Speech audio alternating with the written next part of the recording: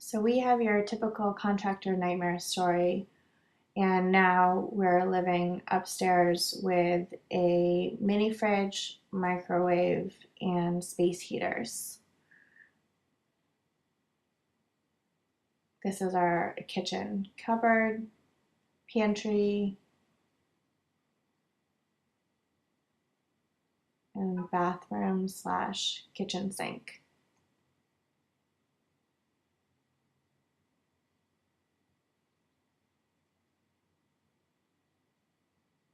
This is where we're staying with our 8-month-old daughter.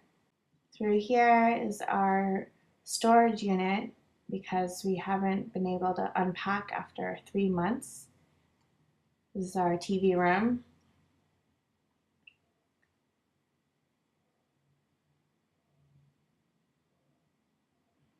And we're just trying to make the best of a pretty horrible situation. Through here is our beautiful backyard. This is the reason why we fell in love with this place.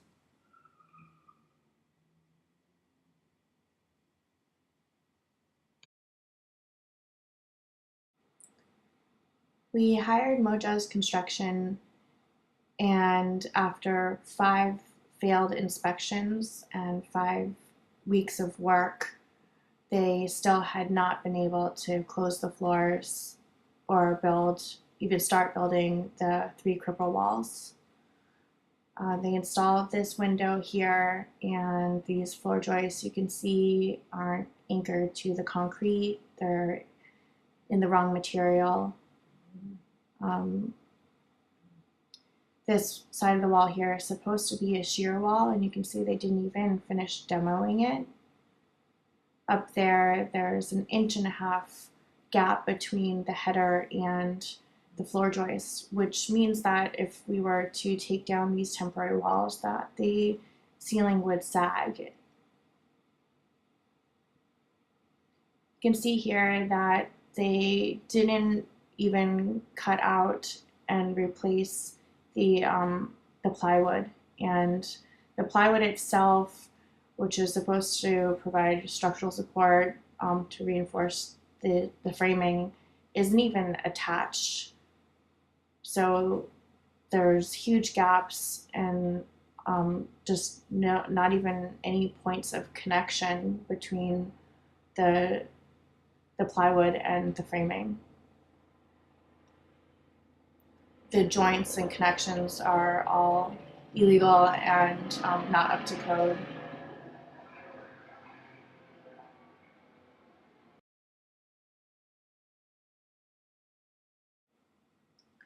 So the question we keep on getting from other contractors who come out and see the job is, are you sure that they were licensed? And they are, if you can imagine. Over here, they installed this patio door, and the inspector said multiple times that he wanted to see a double cripple, and they did not do that. And you can see that this stud just runs right under the lath, so it's actually not even supporting the second level. There's no blocking or anything, it's just sitting right below the lath. And the other day it rained, and there was significant water damage on the inside of the house, and the door was so swollen we couldn't even open it.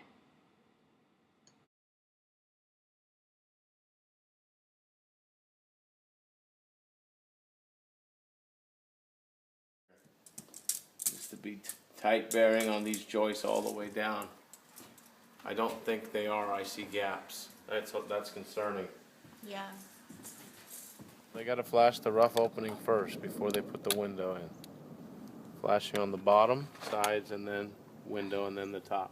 They did it backwards. They put in the window and then they did the flashing. Well, that's not the way to do it. I don't know why they left that in. Yeah, that should be demoed. Why would you leave one little piece of stucco here? Break it all out and you know, do it right. Yeah. If that's the wall it's supposed to line up with, you know, ultimately that's a little out of line. So this has to come out, this has to come out. You know, they have to put a bigger plate there. This is bad, this is very bad.